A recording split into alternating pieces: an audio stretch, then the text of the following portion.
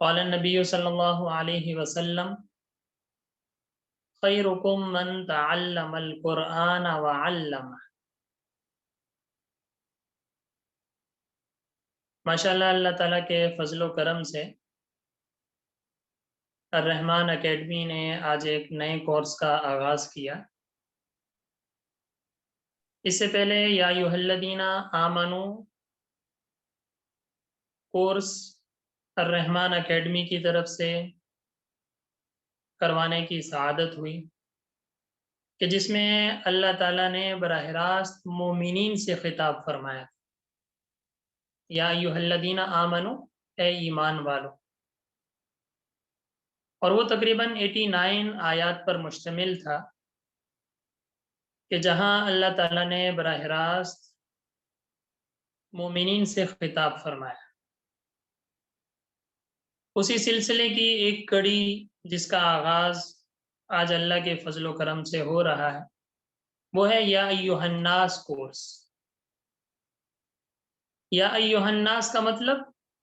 اے لوگو، جہاں اللہ تعالیٰ نے عام لوگوں سے خطاب فرمایا، صرف مومنین سے خطاب نہیں ہے بلکہ تمام لوگوں سے خطاب ہے، یا ایھا الناس کہہ کے۔ تو آج سے اس کورس کا آغاز کریں گے۔ یہ تقریباً یہ چھوٹا سا کورس ہے،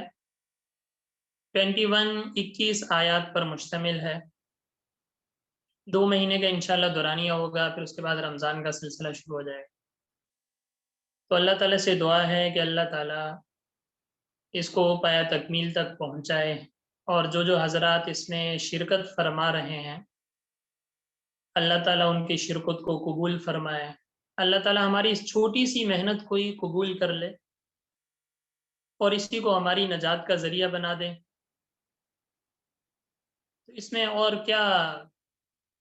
اللہ تعالیٰ تو بہانے ڈھونڈتے ہیں نا، رحمت کے بہانے، مغفرت کے بہانے۔ تو اللہ تعالیٰ سے دعا کرتے ہیں کہ اللہ تعالیٰ اسی کو ہماری نجات کا ذریعہ بنا دیں۔ جو لوگ اس کورس میں شریک ہیں ماشاءاللہ بڑے بابرکت اور مبارک لوگ ہیں۔ حدیث میں آتا ہے نا، آپ کے سامنے ابھی حدیث پڑھی، خیرکم من تعلم القرآن وعلمہ، کہ تم میں سب سے بہترین شخص وہ ہے جو خود قرآن سیکھے اور دوسروں کو سکھائے۔ آپ صلی اللہ علیہ وسلم کی حدیث ہے، یہ نہیں فرمایا کہ تم میں سب سے بہتر وہ ہے جو نماز پڑھے، تم میں سب سے بہتر وہ ہے جو روزہ رکھے، نہیں، صرف قرآن کو خاص کیا ہے۔ خیرکم من تعلم القرآن وعلمہ، کہ تم میں سب سے بہترین شخص وہ ہے جو خود قرآن سیکھے پھر آگے دوسروں کو سکھائے۔ اس کو آپ صلی اللہ علیہ وسلم نے دنیا کا سب سے بہترین شخص قرار دیا۔ تو اس حدیث کی روح سے اللہ تعالیٰ ہمیں اس میں شامل فرما لے کہ آپ صلی اللہ علیہ وسلم نے جو حدیث بیان فرمائی کہ تم میں سب سے بہتر وہ ہے جو قرآن سیکھے اور دوسروں کو سکھائے، اللہ تعالیٰ اس کو قبولیت کا ذریعہ بنائے۔ کورس شروع کرنے سے پہلے کل سے ہم انشاءاللہ پہلی آیت سے آغاز کر دیں گے۔ آج قرآن کے حوالے سے تھوڑا سا، اس حوالے سے تھوڑا سا تبصرہ کر لیتے ہیں کہ دیکھیں آپ صلی اللہ علیہ وسلم نے فرمایا تم میں بہتر وہ ہے جو خود قرآن سیکھے اور دوسروں کو سکھائے۔ اب قرآن ہے کیا؟ قرآن کیوں اللہ نے نازل فرمایا؟ اس کی کیا وجہ ہے؟ تو اس کے بارے میں دیکھیں، اللہ تعالیٰ نے اس دنیا میں انسانوں کو بھیجا، اور اللہ تعالیٰ نے وَمَا خَلَقْتُ الْجِنَّ وَالْإِنسَ إِلَّا لِيَعْبُدُونَ، انسانوں اور جنات کی تخلیق کا مقصد کیا قرار دیا؟ اپنی عبادت۔ اِنَّا نَحْنُ نَزَّلْنَا الذِّكْرَ وَإِنَّا لَهُ لَحَافِظُونَ، کہ ہم نے یہ قرآن کہ آپ صلی اللہ علیہ وسلم، اللہ تعالیٰ نے کیا فرمایا کہ ہم نے وَمَا خَلَقْتُ الْجِنَّ وَالْإِنسَ إِلَّا لِيَعْبُدُونَ، کہ ہم نے انسانوں اور جنات کی تخلیق کا مقصد صرف اپنی عبادت کو قرار دیا۔ اس آیت کی روح سے پتہ چلا کہ انسانوں کی دنیا میں آنے کا مقصد کیا ہے؟ صرف اللہ کی عبادت، اور کوئی مقصد نہیں۔ اب اللہ کی عبادت کیسے کی جائے، ہمیں کیسے پتہ چلے،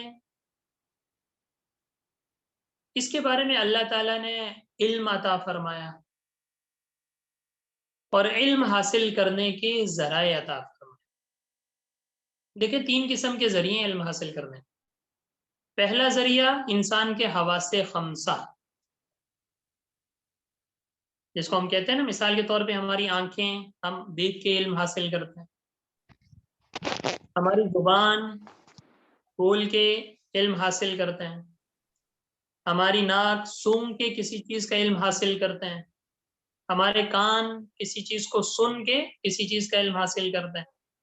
اور ہمارے ہاتھ کسی چیز کو چھو کے ہمیں علم ہوتا ہے۔ مثال کے طور پہ آپ نے کسی چیز کو ہاتھ لگایا، چیز ہے علم حاصل ہوا۔ تو سب سے پہلے بنیادی چیز حواس خمسہ، کہ اس سے انسان علم حاصل کرتا ہے۔ پھر اس کے بعد دوسری چیز آتی ہے انسان کی عقل، کہ عقل کے ذریعے انسان علم حاصل کرتا ہے۔ اور پھر تیسری چیز آتی ہے وحی، جس کو قرآن بھی آپ کہہ سکتے ہو وحی، کہ اللہ تعالیٰ کا حکم ہے۔ اب یہ 3 ذرائع تو ہیں، نمبر 1 حواس خمسہ، نمبر 2 عقل، اور نمبر 3 وحی۔ لیکن اللہ تعالیٰ نے ہر چیز کے الگ الگ رکھے ہیں۔ جو چیزیں ہم حواس خمسہ سے حاصل کر سکتے ہیں وہ عقل سے حاصل نہیں کر سکتے، اور بعض کا جو عقل سے حاصل کر سکتے ہیں وہ وحی سے،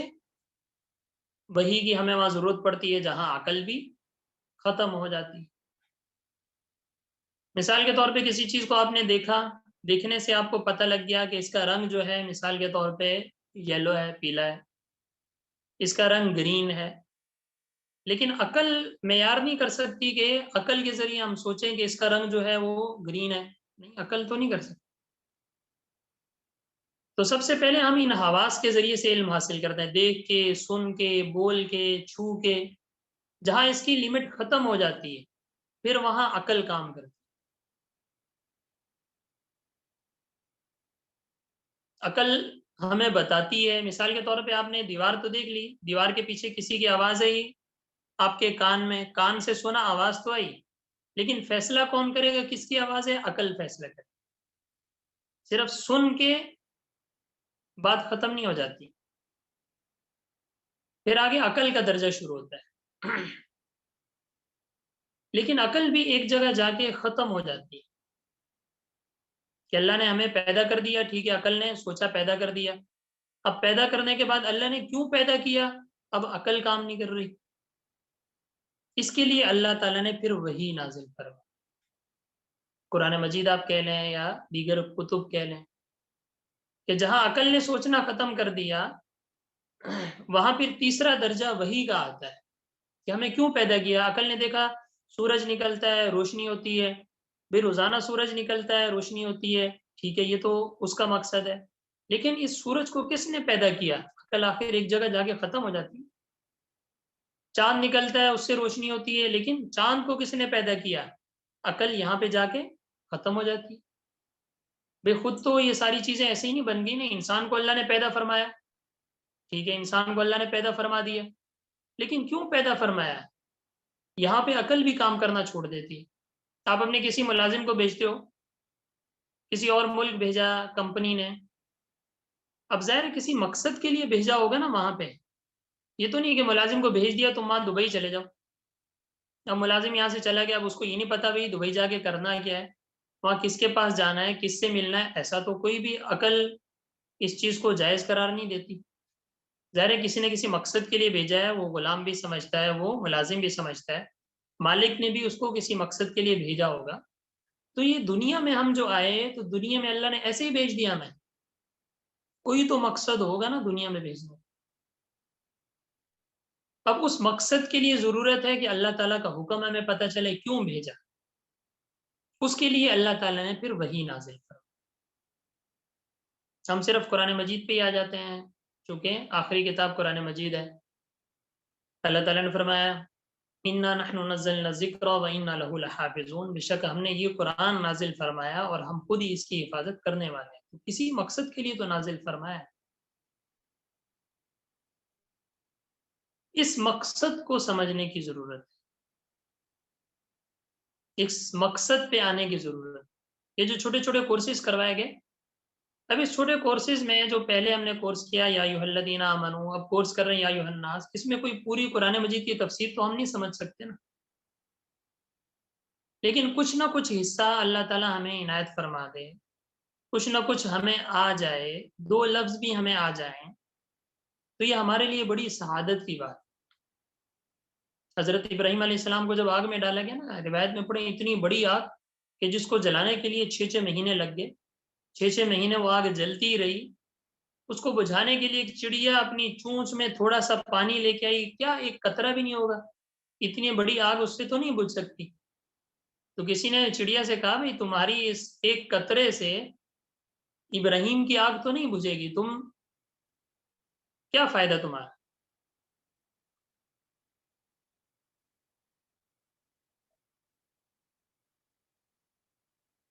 تو اس چڑیا نے جواب دیا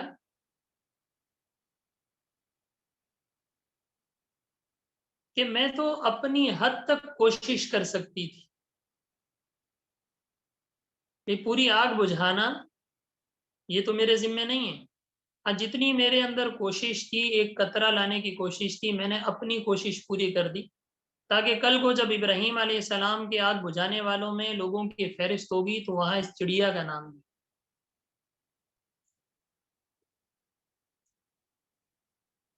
تو ہم یہ چھوٹا سا کورس اللہ تعالیٰ اسی کو ہماری نجات کا ذریعہ بنائے، تو علم حاصل کرنے کے لیے وحی کی ضرورت پڑتی ہے، وحی کے لیے پھر اللہ تعالیٰ نے اپنے بندوں کا انتخاب فرمایا، کیونکہ ہر بندہ اس کی صلاحیت نہیں رکھتا کہ اس پہ اللہ تعالیٰ اپنا کلام نازل فرمائے، تو اس کے لیے اللہ تعالیٰ نے انبیاء علیہ السلام کو مخصوص فرمایا، سب سے آخر میں حضور صلی اللہ علیہ وسلم اس دنیا میں تشریف لائے، اور حضور سب سے آخر میں آپ صلی اللہ علیہ وسلم تشریف لائے، اللہ تعالیٰ نے آپ صلی اللہ علیہ وسلم پر وحی کا سلسلہ نازل فرمایا۔ آپ نے پڑھا ہوگا کہ جب آپ صلی اللہ علیہ وسلم کی عمر 40 سال ہوئی تو سب سے پہلے تو خواب کے ذریعے سے بشارت دی گئی، آپ صلی اللہ علیہ وسلم غار حرا میں جاتے تھے، وہاں عبادت کرتے تھے، وہاں سب سے پہلے اللہ تعالیٰ نے اپنی وحی اقرأ بسم ربک الذی خلق سورۃ العلق کی پہلی 5 آیات نازل ہوئی، وہاں سے وحی کا سلسلہ شروع ہوا ہے، کیونکہ اللہ تعالیٰ نے جب انسانوں کو بھیجا تو اس کے مقصد کے لیے کہ انسانوں کو کیوں بھیجا، وحی کی ضرورت پڑی، اللہ تعالیٰ نے قرآن مجید کا نزول شروع فرمایا، جو کہ ہماری آخری کتاب ہے، ہمارے آخری نبی حضرت محمد صلی اللہ علیہ وسلم پر اللہ تعالیٰ نے اس کو نازل فرمایا۔ قرآن مجید کے بارے میں یہ بھی سمجھ لیں کہ قرآن مجید کا نزول 2 مرتبہ ہوا ہے، اس سے پہلے قرآن مجید لوح محفوظ میں اللہ تعالیٰ نے محفوظ کیا ہوا ہے، لوح محفوظ سے اس کا نزول 2 مرتبہ ہوا، پہلا نزول رمضان المبارک میں انا انزلناہ فی لیلۃ القدر، کہ ہم نے اس قرآن مجید کو لیلۃ القدر میں نازل فرمایا، یہ 27ویں شب ایک ساتھ نزول ہوا لوح محفوظ سے بیت معمور پر۔ بیت معمور کسے کہتے ہیں؟ بیت اللہ کے بالکل اوپر محاذی جگہ جو پہلا آسمان ہے، وہاں پہ جہاں فرشتے طواف کرتے ہیں اس کو کہا جاتا ہے بیت معمور۔ تو پہلا نزول لوح محفوظ سے اللہ تعالیٰ نے آسمان دنیا پر ایک ساتھ قرآن مجید نازل فرمایا، جس کا تذکرہ سورۃ القدر میں ہے، انا انزلناہ فی لیلۃ القدر وما ادراک ما لیلۃ القدر لیلۃ القدر خیر من الف شہر الی آخری۔ اس کے بعد پھر دوسرا اس کا نزول شروع ہوا جو تدریجن ہوا، تدریجن ہوا مطلب آہستہ آہستہ ہوا، کبھی 1 آیت نازل ہو گئی، کبھی 10 آیات نازل ہو گئی، کبھی کوئی سورت نازل ہو گئی، اور یہ پھر پہلے آسمان سے آپ صلی اللہ علیہ وسلم کے سینہ مبارک پر تدریجن قرآن مجید کا نزول ہوتا رہا، جیسے ضرورت پڑتی رہی ویسے قرآن مجید کا نزول ہوتا رہا۔ 2 آیات کی ضرورت پڑی، اللہ تعالیٰ نے 2 آیات نازل فرما دی، تفصیلی احکامات کی ضرورت پڑی، اللہ تعالیٰ نے پوری سورت نازل فرما دی، اور یہ سلسلہ تقریباً 23 سال تک جاری رہا۔ میں نے عرض کیا آپ صلی اللہ علیہ وسلم کی عمر مبارک جب 40 سال تھی وہاں سے وحی کا آغاز ہوا، اور اس کے بعد 13 سال آپ صلی اللہ علیہ وسلم مکہ مکرمہ میں رہے۔ پھر اس کے بعد آپ صلی اللہ علیہ وسلم اللہ تعالیٰ کے حکم سے مدینہ منورہ ہجرت کر کے تشریف لے گئے اور وہاں 10 سال قیام فرمایا۔ تو تقریباً یہ 23 سال کا عرصہ بنتا ہے، 22 سال کچھ مہینے کچھ دن بنتے ہیں، تو تقریباً ہم 23 سال کہتے ہیں۔ تو دوسرا نزول جو ہوا قرآن مجید کا، وہ تقریباً 23 سال کے عرصے میں، اور اس دوران جو آیات نازل ہوتی آپ صلی اللہ علیہ وسلم صحابہ کو بلاتے، لکھوا بھی دیتے اور صحابہ یاد بھی کر لیتے۔ اس زمانے میں حافظے کا بڑا رواج تھا، ایک دفعہ کوئی چیز سنتے تھے یاد ہو جاتے تھے۔ اللہ تعالیٰ نے ایسی خصوصیات رکھی تھیں عرب والوں میں، وہ لکھنے کو معیوب سمجھتے تھے کہ یہ لکھ رہا ہے اس کا ذہن کمزور ہے اس لیے لکھ رہا ہے، ورنہ تو لوگوں کو ایک ایک مجلس میں ہزار ہزار اشعار ایک دفعہ پڑھتے تھے، سب کو یاد ہو جاتے تھے، ایسا ان کا حافظہ تھا۔ تو جیسے ہی آپ صلی اللہ علیہ وسلم پر جیسے آیات نازل ہوتی ہیں، آپ صلی اللہ علیہ وسلم صحابہ کرام کو بلاتے، اور بلانے کے بعد لکھوا دیتے، صحابہ کرام رضی اللہ تعالیٰ عنہم ان کو یاد بھی فرما لیتے۔ تو اس طریقے سے وحی کا سلسلہ چلتا رہا، یہاں تک کہ آپ صلی اللہ علیہ وسلم کی عمر مبارک جب 63 سال ہوئی تو آپ صلی اللہ علیہ وسلم اس دنیا سے پردہ فرما گئے۔ اس کے بعد حضرت ابوبکر صدیق رضی اللہ تعالیٰ عنہ کا دور آیا۔ اسی دوران کچھ عرصے میں جنگ یمامہ ہوئی ہے۔ جنگ یمامہ میں تقریباً 700 حفاظ اکرام شہید ہوئے ہیں۔ اس جنگ کے بعد پھر حضرت ابوبکر صدیق رضی اللہ تعالیٰ عنہ کو یہ فکر لاحق ہوئی کہ اگر اسی طریقے سے حفاظ شہید ہوتے رہے تو ایسا نہ ہو کہ کچھ عرصے میں قرآن مجید کا کچھ حصہ ضائع نہ ہو جائے۔ تو آپ نے حضرت عمر فاروق رضی اللہ تعالیٰ عنہ کو بلایا اور ان سے کہا کہ میرے دل میں آ رہا ہے کہ میں قرآن مجید کو جس طرح نازل ہوا ہے اس ترتیب سے اب لکھ لیا جائے۔ شروع میں تو حضرت عمر فاروق رضی اللہ تعالیٰ عنہ نے منع فرمایا کہ جو کام آپ صلی اللہ علیہ وسلم نے نہیں کیا ہم کیسے کر سکتے ہیں، لیکن حضرت ابوبکر صدیق بار بار کہتے رہے، تو اس ٹائم تو قرآن مجید نازل ہو رہا تھا نا، لکھنا ترتیب سے پاسبل ممکن نہیں تھا۔ اب تو چونکہ وحی کا سلسلہ ختم ہو گیا، لہٰذا اب پورے قرآن مجید کو ایک ترتیب سے لکھ لینا چاہیے۔ جب بار بار کہتے رہے تھے حضرت عمر فاروق رضی اللہ تعالیٰ عنہ کے دل کو بھی اللہ تعالیٰ نے کھول دیا۔ پھر حضرت زید بن ثابت ان کو بلایا گیا جو کہ کاتب وحی تھے، لکھتے تھے، ان کو کہا گیا بار بار، یہاں تک کہ اللہ تعالیٰ نے ان کا سینہ بھی کھول دیا۔ تو اس طریقے سے پھر یہ پورا مختصر میں عرض کر رہا ہوں ٹائم کی قلت کی وجہ سے۔ تو اس طریقے سے یہ سلسلہ چلتا رہا، اور پھر ان تینوں حضرات نے صحابہ کو بلایا، یہاں تک کہ اس کی شرائط رکھی گئی بھی کوئی جس کے بعد جو آیات لکھی ہوئی ہیں وہ لے کے آئے اور اس کو لکھ لیا جائے۔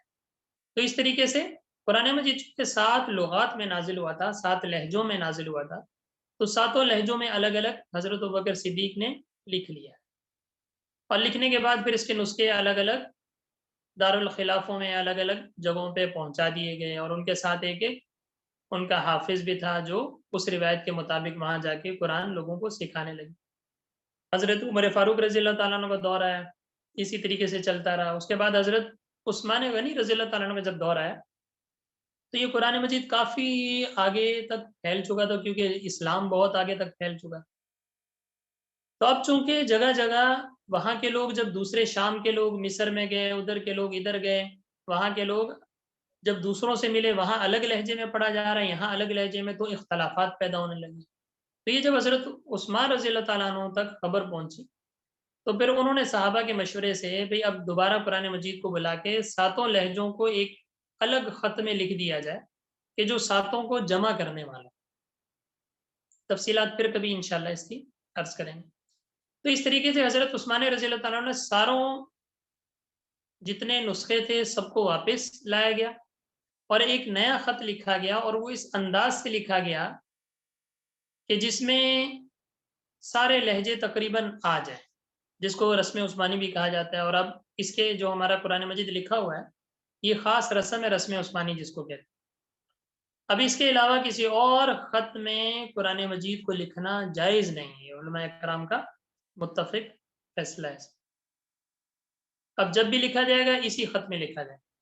پھر اس کو لکھا ایسے گیا کہ ہر لہجے میں پڑھا جا سکے تاکہ ہر بندہ اپنے اپنے لہجوں کے لحاظ سے پڑھ سکے، لیکن اس وقت تک قرآن مجید پر کوئی نقطے، کوئی زبر زیر، کوئی رکوع، کوئی چیز بھی نہیں تھی، کیونکہ عرب والے تھے، عرب والوں کو زبر زیر کا، ان چیزوں کا رواج نہیں تھا، اول تو لکھنے کا ہی نہیں تھا، پھر لکھا بھی ہے تو ویسے ہی پڑھ لیتے جس طرح ہم اردو وغیرہ ہے، تو اردو پہ ہم زبر زیر تو نہیں لگاتے نا، اب اگر ساری اردو کی کتاب پہ ہم زبر زیر لگائیں گے تو عجیب سا لگے گا، کیونکہ ہمیں ویسے ہی پڑھنا آتا ہے، لیکن اگر کوئی اور زبان والے ہیں جن کو اردو نہیں آتی تو ان کے لیے پھر یہ علامات ہوتی ہیں بھی وہ کس پہ زبر پڑھیں، کس پہ پیش پڑھیں، کس پہ اس طریقے سے پڑھیں، تو عرب والوں کو چونکہ کوئی ضرورت نہیں تھی تو اس وجہ سے قرآن مجید بغیر نقطوں کے، بغیر زبر زیر کے اسی طریقے سے لکھا ہوا تھا۔ پھر اس کے بعد آگے جب یہ سلسلہ بڑھا اور عجمیوں تک، یعنی عجمی ہم تک قرآن مجید پہنچا، اب ہمیں تو پڑھنا نہیں آتا عربی، تو پھر عجمیوں کو بڑی مشکلات پیش آئیں، جس وجہ سے پھر اس قرآن مجید پہ فیصلہ کیا گیا کہ ان پہ زبر زیر پیش وغیرہ وہ چیزیں لگائی جائیں۔ تو پھر اس کے بعد زبر زیر پیش ان چیزوں کا اور علامات کا، ان چیزوں کا سلسلہ شروع ہوا، اور اس میں مختلف نام آتے ہیں، بعض نے فرمایا حضرت ابو الاسود الدؤلی رحمۃ اللہ علیہ، یہ ان کا کارنامہ ہے کہ انہوں نے یہ علامات ساری ایجاد کی کہ زبر، جو زبر کی آواز ہے اس کے لیے کون سی علامت لگائی جائے، زیر کے لیے کون سی لگائی جائے، پیش کے لیے کون سی لگائی جائے، جزم یعنی سکون کے لیے کون سی لگائی جائے، اور بعد میں فرمایا نہیں، یہ حجاج بن یوسف ان کا کارنامہ ہے کہ انہوں نے یہ سارے زبر زیر پیش وغیرہ اور نقطے وغیرہ بھی انہوں نے لگائے، زبر زیر پیش وغیرہ بعضوں نے کا الگ لگایا، بعضوں نے کا نقطے وغیرہ الگ لوگوں نے لگایا، بعضوں نے کا انہی حضرات نے لگایا، حجاج بن یوسف کا نام بھی آتا ہے اور حضرت ابو الاسود الدؤلی رحمۃ اللہ علیہ ان کا نام بھی آتا ہے۔ تو ان حضرات نے پھر یہ ہم پہ احسان کیا کہ قرآن مجید پر زبر زیر پیش یہ ساری چیزیں لگائی گئیں تاکہ ہم لوگوں کے لیے قرآن مجید کو پڑھنا آسان ہو جائے۔ پھر اس کے بعد زبر زیر پیش کے بعد پھر صورتوں کی تخصیص تو حضرت عثمان رضی اللہ تعالیٰ عنہ کے دور میں الگ الگ کر دی گئی تھی، ترتیب سے ساری صورتیں آ گئی تھیں، کیونکہ حضرت ابوبکر صدیق کے دور میں جو جمع کیا گیا تھا وہ الگ الگ صورتیں جمع ہوئی تھی، ترتیب ان میں نہیں، لیکن حضرت عثمان رضی اللہ تعالیٰ کے دور میں جب جمع کیا گیا تو صورتوں کی ترتیب بھی آ گئی، قرآن مجید جس طرح اب ہے اسی ترتیب سے آ گیا۔ پھر حجاج بن یوسف یا ابو الاسود دؤلی رحمۃ اللہ علیہ ان کے دور میں انہوں نے نقطوں وغیرہ کا اہتمام فرما دیا۔ پھر اس کے بعد اب عجمیوں کو یہ نہیں پتہ چلتا تھا کہ کہاں بات مکمل ہو رہی ہے، کہاں ایک واقعہ مکمل ہو رہا ہے، تو اس کے لیے پھر علامات لگائی گئی رکوع وغیرہ کی۔ رکوع ہوتا ہے نا، ہر صورت کے شروع میں آپ دیکھتے ہیں بیچ میں کسی صورت میں 10 رکوع ہیں، کسی میں 200 ہیں، کسی میں کتنے ہیں، تو جہاں پورا ایک مضمون کمپلیٹ ہو جائے، پوری ایک تفصیلی بات مکمل ہو جائے، وہاں نشانی لگا دی گئی رکوعات کی، تاکہ پتہ چل جائے ہمیں کہ یہاں اس رکوع سے یہ رکوع تک الگ بات ہے، اس رکوع سے لے کے اس رکوع تک الگ بات ہے، اس ترتیب سے۔ پھر ایک جملہ جہاں مکمل ہو جائے اس کے لیے آیت کی نشانی لگائی گئی، تاکہ یہاں ایک بات مکمل ہو رہی ہے، ورنہ آدھا سانس آئے اور آدھا سانس نہ آئے، آدھی بات کمپلیٹ کر دی، آدھی بات روک دی۔ وہ ایک مشہور ہے نا لطیفہ کہ وہ ایک پاکستانی حافظ صاحب تھے، عرب چلے گئے، عرب جا کے آواز بڑی اچھی تھی، نماز وغیرہ وہاں لوگوں نے آفر کی، نماز پڑھانا شروع کر دیا، اب ترجمہ وغیرہ تو آتا نہیں تھا، عربی سمجھتے نہیں، تو خیر انہوں نے نماز پڑھائی، پہلی رکعت میں سورۃ یوسف کچھ پڑھی اور دوسری رکعت میں کوئی اور سورت پڑھی۔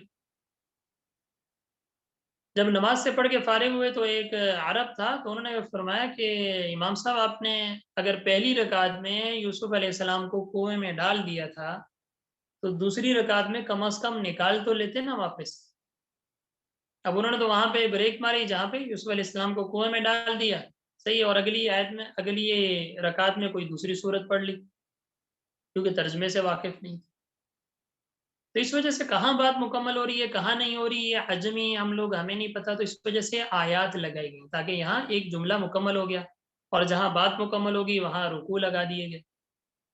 تو یہ ساری چیزیں بات کی ہیں، شروع کی نہیں۔ پھر اس کے بعد چونکہ کچھ حضرات تھے ایک ہفتے میں قرآن مجید کمپلیٹ کر لیتے تھے، تو انہوں نے 7 حصے بنا دیے، اس کو ہم 7 منزلوں کے نام سے تعبیر کر لیتے ہیں۔ پھر کچھ تھے جو مہینے کے حساب سے قرآن مجید کمپلیٹ کرنا چاہتے تھے روزانہ ایک ایک حصہ، تو مہینے میں 30 دن ہوتے ہیں تو 30 پارے الگ الگ کیا کر دیے گئے، بنا دیے گئے۔ تو یہ ساری چیزیں جو ہیں یہ بات کی ہیں، اس کا کوئی اس سے تعلق نہیں ہے کہ اللہ تعالیٰ نے یعنی رکوع بنا کے نازل فرمائی، ہماری سہولت کے لیے صرف علامات نشانات وغیرہ یہ چیزیں لگائی، ورنہ اصل تو کیا ہے سورت کے حساب سے اللہ تعالیٰ نے آپ صلی اللہ علیہ وسلم کے زمانے میں صورتوں کی ترتیب بنا کے صورتیں کون سی پہلے نازل ہوئی، یہ آیت آپ صلی اللہ علیہ وسلم خود بتاتے تھے کہ یہ 2 آیت نازل ہوئی ہیں، اس کو فلاں صورت میں فلاں جگہ پر رکھنا ہے، یہ آیات نازل ہوئی ہیں، اس کو فلاں جگہ پہ فلاں آیات، اور صحابہ کرام رضی اللہ تعالیٰ عنہ کو لکھ بھی لیتے، اور آپ صلی اللہ علیہ وسلم کے دور میں پورا قرآن مجید لکھا بھی جا چکا تھا، کئی صحابہ کرام رضی اللہ تعالیٰ عنہ نے اس کو لکھا۔ پھر کچھ آپ نے دیکھا ہوگا قرآن مجید میں آتا ہے مکی صورتیں، مدنی صورتیں، اس کا کیا مطلب ہوتا ہے، اس کو بھی سمجھ لیں کہ کچھ جگہ دیکھیں، میں نے عرض کیا تھا کہ آپ صلی اللہ علیہ وسلم 40 سال کی عمر جب ہوئی تو وحی کا سلسلہ شروع ہوا، اور جب آپ صلی اللہ علیہ وسلم کی عمر 53 سال ہوئی یعنی 13 سال وحی کے سلسلے کے بعد، پھر آپ صلی اللہ علیہ وسلم کو حکم دیا گیا کہ اب ہجرت فرما کے آپ صلی اللہ علیہ وسلم مدینہ منورہ تشریف لے جائیں۔ تو یہ جو ہجرت سے پہلے 13 سال کے عرصے میں جو قرآن مجید کا حصہ نازل ہوا ہے یہ مکی دور کہلاتا ہے، اور جو صورتیں اس دور میں نازل ہوئی آپ صلی اللہ علیہ وسلم جب ہجرت سے پہلے مکہ مکرمہ تھے، ان تمام صورتوں کو یا آیتوں کو مکی کہا جاتا ہے، اور جو ہجرت کے بعد نازل ہوئی ان کو مدنی کہا جاتا ہے کیونکہ وہ مدنی دور میں نازل ہوئی۔ اور سورت کا نام مکی مدنی کس لحاظ سے رکھ لیا جاتا ہے کہ اگر اکثر حصہ یا ساری سورت مکہ میں نازل ہوئی یعنی مکی دور میں نازل ہوئی ہے ہجرت سے پہلے تو اس سورت کو مکی کا نام دے دیا گیا، اور جو اکثر سورت یا اکثر سورت کی آیات ہجرت کے بعد نازل ہوئی ہیں تو اس کو مدنی سورتوں کا نام دے دیا۔ تو اس لحاظ سے یہ مکی اور مدنی صورت ہے۔ کئی لوگوں نے اس میں فرق بھی کیا کہ مکی کون سی ہوں گی، جس طرح کے فرق یا ایھا الذین آمنوا اور یا ایھا الناس کورس، ان دونوں کے درمیان بھی فرق ہے کہ مدنی آیات چونکہ مدینہ میں نازل ہوئی تو وہاں عام خطاب مومنین سے تھا، تو یا ایھا الذین آمنوا والی اکثر آیات جو ہیں یہ مدنی، اور ہجرت سے پہلے چونکہ عام لوگوں سے خطاب تھا یا ایھا الناس، تو یا ایھا الناس والی آیات جو ہیں یہ تقریباً مکی آیات ہیں،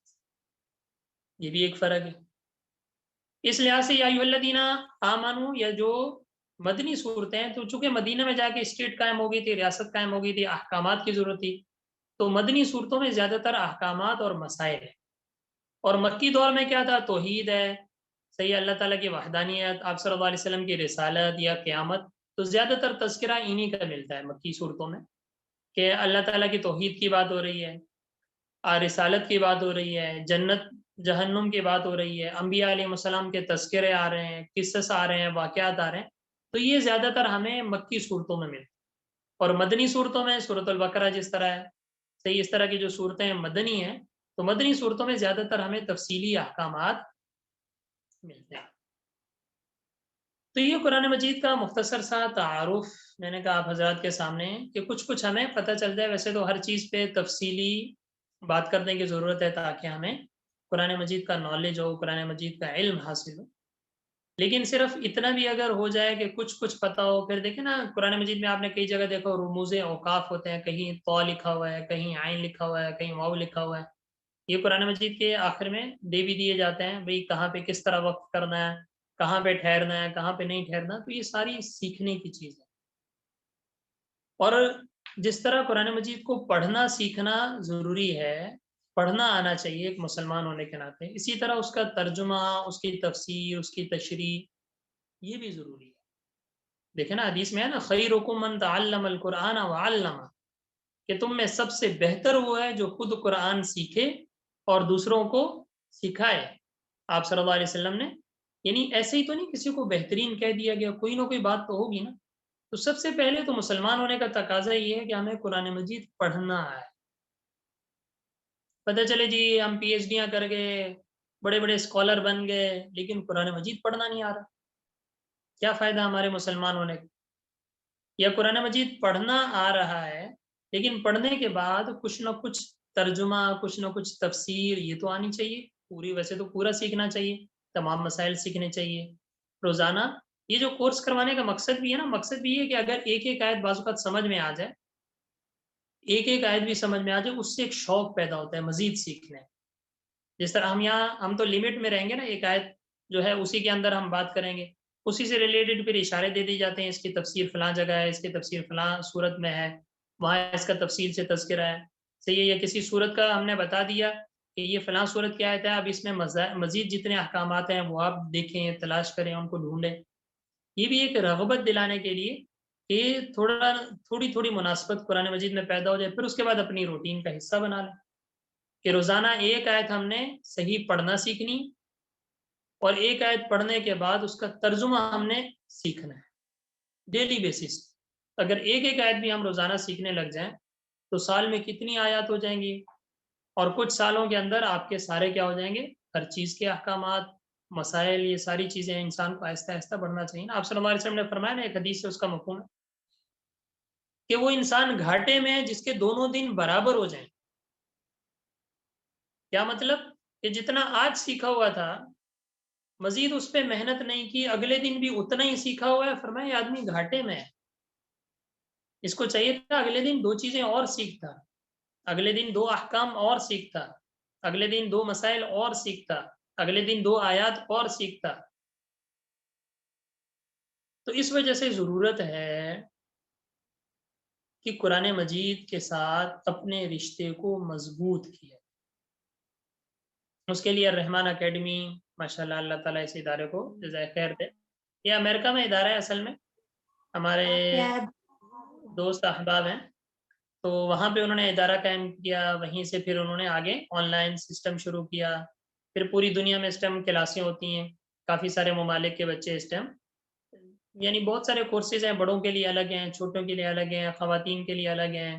صحیح قرآن کے حوالے سے الگ ہیں، فقہ کے حوالے سے الگ ہیں۔ یہ چھوٹے چھوٹے کورسز آن لائن گھر بیٹھے، تاکہ ہماری وہ خواتین جو کہیں آنا جانا مشکل ہوتا ہے، یا وہ حضرات جو ڈیوٹی پہ ہوتے ہیں، باقاعدہ کہیں ادارے میں جا کے پڑھنا مشکل ہے، تو اس کی آسانی کے لیے یہ ادارے نے سہولت دی ہے کہ گھر بیٹھے آن لائن ہفتے میں 2 دن ہے، کہیں ہفتے میں 4 دن کلاس ہے، کہیں ہفتے میں 8 دن کلاس ہے، تو ان کورسز میں اپنی شرکت کو یقینی بنا کر جتنا ہم سے ہو سکے علم حاصل کریں، کیونکہ علم کی تو کوئی لمٹ نہیں ہے۔ آپ صلی اللہ علیہ وسلم جن کو اللہ تعالیٰ کے بعد سب سے زیادہ علم آپ صلی اللہ علیہ وسلم کو عطا کیا ہے، لیکن پھر بھی کیا دعا فرماتے تھے، رب زدنی علما، اے اللہ میرے علم میں مزید اضافہ۔ جب دونوں جہانوں کے سردار یہ دعا مانگ رہے ہیں تو کیا ہم ان سے بڑھ گئے ہیں؟ کیا ہم یہ دعا نہ مانگیں؟ کیا ہم اس کے لیے کوشش نہ کریں؟ تو اس کے لیے الرحمن اکیڈمی کی جانب سے ان کورسز کا انعقاد کیا جاتا ہے، تاکہ اس میں شرکت اپنی یقینی بنا کر اور جتنا ہم سے ہو سکے اتنا ہم علم حاصل کر سکیں۔